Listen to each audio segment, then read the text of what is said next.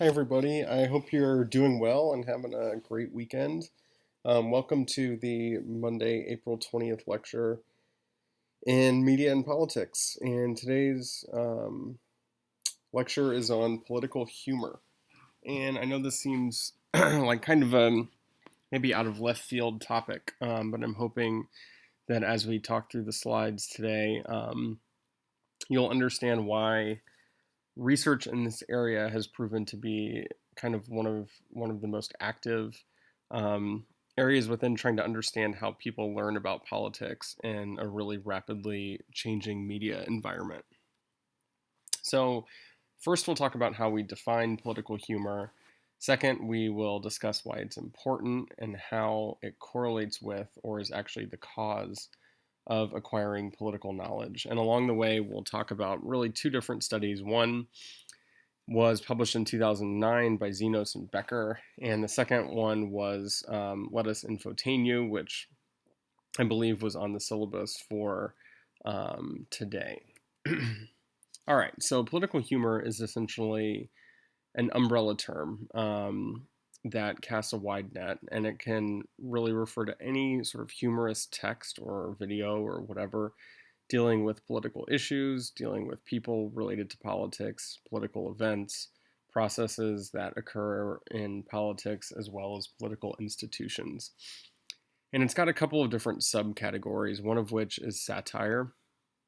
And satire is defined as being playful and designed to elicit laughter while simultaneously casting judgment.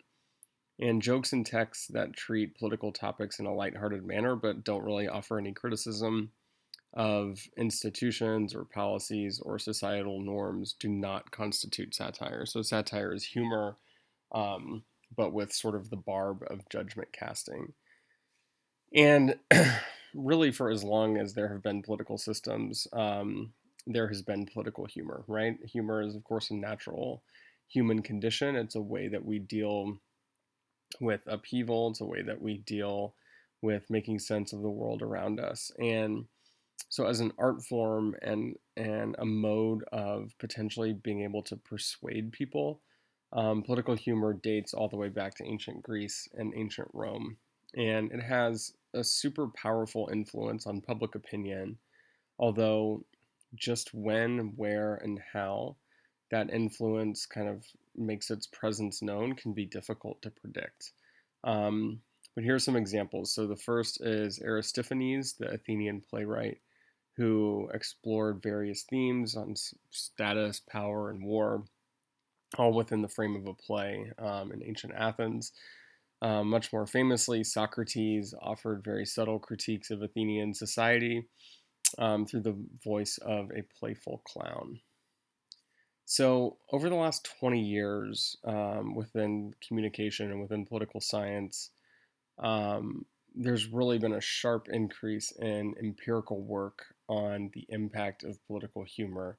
Um, and in addition to communication and political science, um, scholars in psychology and also scholars in the first two fields have used insights from psychology to try to better understand what effects political humor has.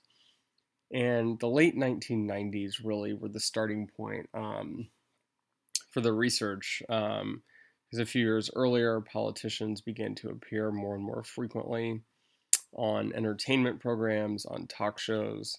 Obviously, the proliferation of cable television in the 1980s dramatically increased the number of places where politicians could appear. And so, as so often happens, the technology changes. Researchers then realize that technology is changing, but it takes a few years to get studies in the field to try to figure out what's been going on.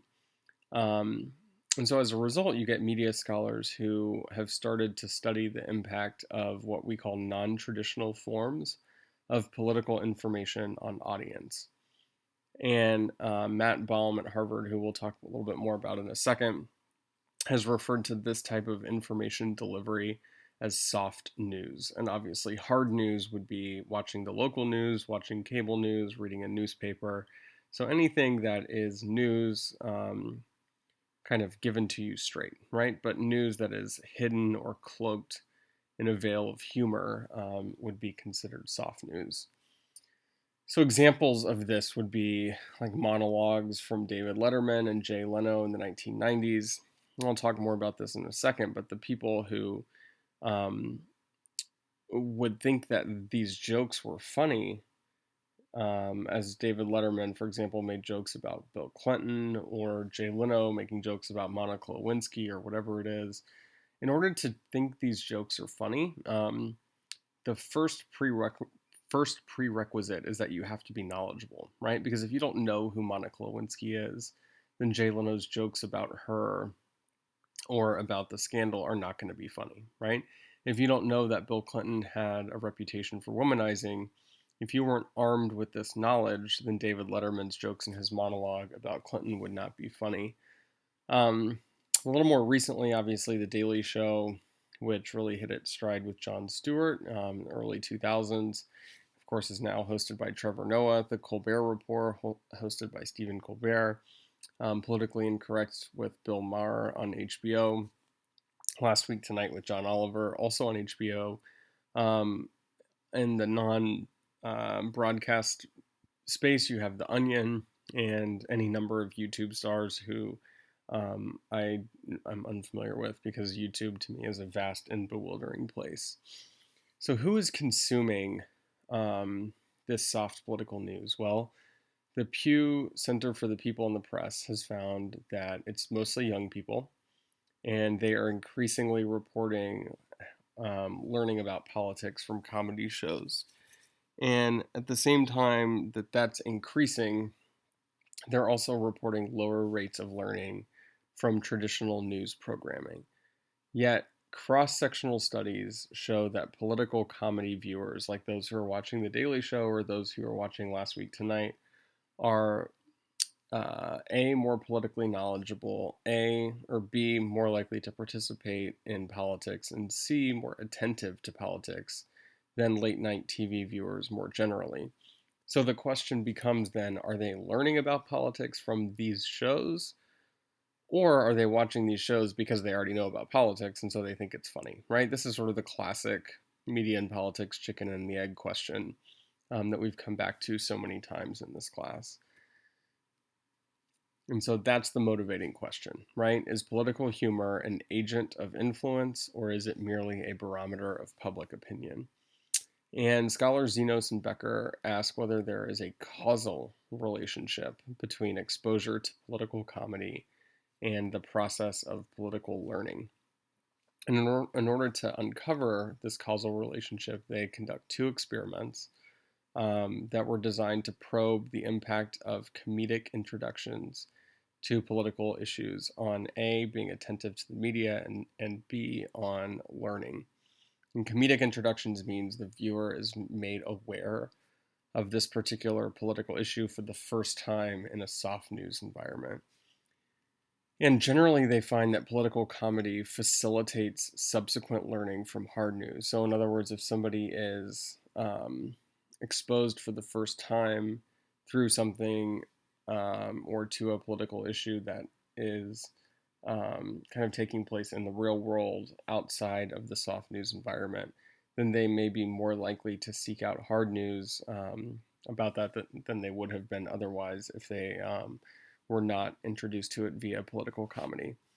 And yet, their study, despite being really interesting, raises some questions about the causal mechanisms that lie at the heart of this process. And I've mentioned this term before, but causal mechanisms are not unique to political science, but rather they're the pathways or the processes through which an outcome is brought into being. This is sometimes called a causal variable. And a central ambition of like virtually all social research is to discover causes, right? So this effect exists. Now let's try and figure out how we can predict it and what's the cause of it. So Matt Baum, the guy that I mentioned before at Harvard, theorizes that soft news, the reason why it works as a thing to facilitate political learning is because it reduces the opportunity costs that are associated with learning about political issues, right? So Much like covering broccoli in a cheese sauce lowers the opportunity cost of eating vegetables. Um, Baum is arguing that soft news, and particularly soft news tinged with comedy, lowers the opportunity costs of learning about politics. So, for one, it makes it more kind of intriguing for the viewer because it offers the prospect of entertainment or laughter. It also lowers the transaction costs of attending to related information via a priming effect, right? So you're already prone to sort of thinking about things in this way. And so as a result, you're not having to ramp up your thinking from the start. And he finds that people are likely to learn about politics through comedy because the news is easier to digest if it's funny, much like Socrates knew this when dressing up as a clown to talk about ancient Athens. People know it today too. And if you think about something in a humorous context, then you may be more likely to seek out serious news about that topic. So I want to talk for a few minutes now about the Let Us Infotain You study, which comes with a few assumptions. So the first is one that we should all be very familiar with, but it's that politics in America these days is a largely mediated experience, meaning many of us do not have firsthand knowledge or firsthand experience with the things that we have political opinions about, right? So whether that's Donald Trump or the coronavirus or whatever it is. Not only that, but attitudes and reactions to politics result from interpreting new information that exists or that is sort of filtered through previously held assumptions and beliefs, right? So if I have some underlying thoughts about the way that the world works, and then I hear, if I've got thoughts about, for example, President Trump, and then I hear that he has responded in some way to the pandemic, my view about that response is going to be filtered through my prior thinking, my priors, we would call them, my priors about President Trump and his behavior. And these lenses, right, this kind of anticipation or this feeling that we have some kind of understanding about the way the world works, this lens is socially constructed, meaning it doesn't come, we're not born with this lens. It comes from our lived experiences, it comes from a wide range of cultural and media sources. And what's interesting about this study is it's a classic, what we call missing variable study. So when researchers posit that other research has missed something important when trying to find the cause um, of an outcome. And the missing variable here is political humor. So what? Oops. So three conceptual distinctions tended to characterize political humor during the 20th century. The first is that news media and entertainment media are separate, with news media serving a civic function.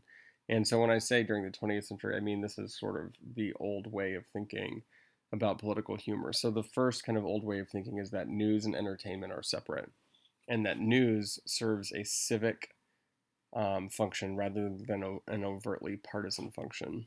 And within news media, fact was easily distinguished from opinion, and the news over time became increasingly accurate, objective, and balanced. And within this framework, the public, the consumers of news, were distinguished from media professionals as well as policy experts. The public was considered here a passive sort of recipient of media knowledge as well as easily manipulatable. So these distinctions were promoted by the following factors. The fact that media organizations were divided, that public affairs programming was mostly free from profitability expectations. The physical layout of publications helped distinguish between news and opinion and hard and soft news. So, for example, when you're reading a newspaper, you know that on the front page there are going to be news stories. You know that when you turn to the inside, you're going to be in the editorial. When you get to the end of the section, you know that the funny stuff is going to be in another section, sports is going to be over here, etc. Now think about a Twitter feed where everything is coming at you in the timeline in a way that's compressed, right? And it all looks the same. And it's really difficult for you as a reader, particularly if you're not a very sophisticated one, to understand what it is that you're reading. Is this satire? Is it news? Is it opinion? Is it humor? What is it? Another thing that helped these divisions is the routinization of program schedules. So, for example, in the media environment, like in the 1960s and 1970s, you knew that the news was going to be on at night. You knew there were going to be cartoons on in the morning. And of course, now we live in the era of 24/7 news networks, and it's all very interconnected and hitting us all at the same time. Journalists were professionalized, and they also developed very formal and informal standard operating procedures to help people to determine what is newsworthy and what isn't. So if you think about all of these things that help to promote these distinctions between hard and soft news, in a way, almost all of them have disappeared. Or if they haven't disappeared, they are at least extremely watered down versions of what they used to be. Um, and what's interesting about this is, taken all together, all of these factors suggested that the mass media became what we call in kind of organizational science institutionalized. And this means creating and sustaining an organization that was specialized to a certain activity. And if you're in my other class this semester, you're familiar with these terms. But an organization or a collection of organizations that is institutionalized tends to be well-bounded, meaning it is difficult to gain entry to it. It's also complex, and it has universalistic criteria for decision making. And if you think about the media, right, like with a capital M and a capital T, think about that pre-Twitter, pre-internet. Yeah, it was very hard to join the media, right? You had to go to college and get a journalism degree and get hired by the New York Times or the Washington Post or whomever. And it was a very tough thing. And now, of course, we have citizens breaking news themselves all over the place with their smartphones and posting on Twitter and going viral on YouTube and everything else. And the whole environment is much more chaotic and less institutionalized than it was before. And so what this means is that the new media environment is really increasingly incompatible with the structures and practices that characterized media in the 20th century. And like any institution that has been institutionalized and then faces disruption from within, this has caused an enormous amount of growing pains, obviously, for the media and those who are journalistic practitioners. And it's led to what the authors call, both of these terms are actually pretty bad, but have called hyperreality and multi-axiality. And hyperreality is where the unit of analysis is actually the media itself. So not the objective reality, but instead the media's interpretation of whatever it is that happened. And so the real event, as it turns out, in a hyper-reality system may be less important and more insignificant, or even more true than the media's representation, right?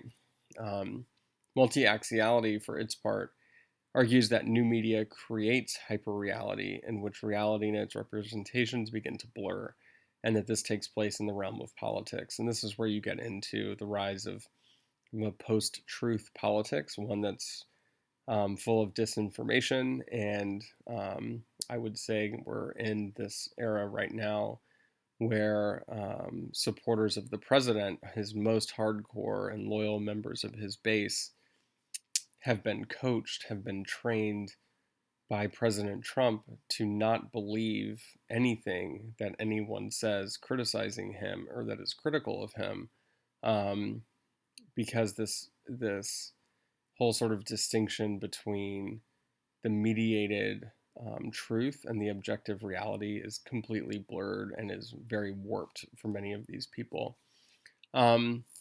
This is all I have on political humor tonight, or today, I should say. And I think this is a really, really interesting topic, and I wish that we were meeting in person so that we could talk about it. I'm actually going to post the next discussion board assignment, hopefully by tomorrow, and it'll give all of y'all a chance to maybe explore this topic a little bit further. And I hope to have your previous discussion board assignments, discussion board number 2, graded here in the next day or two as well. So I hope that you're all staying safe and healthy and are ready to finish the semester on a strong note. I know that this is a very strange situation, particularly for those of you who are graduating this semester. I really feel for you because I think that it's kind of weird that your college career is just going to kind of dwindle. But just know that we are all here for you and here to help in any way possible. And please don't hesitate to reach out if I can be of any assistance. All right, I'll talk to you Wednesday.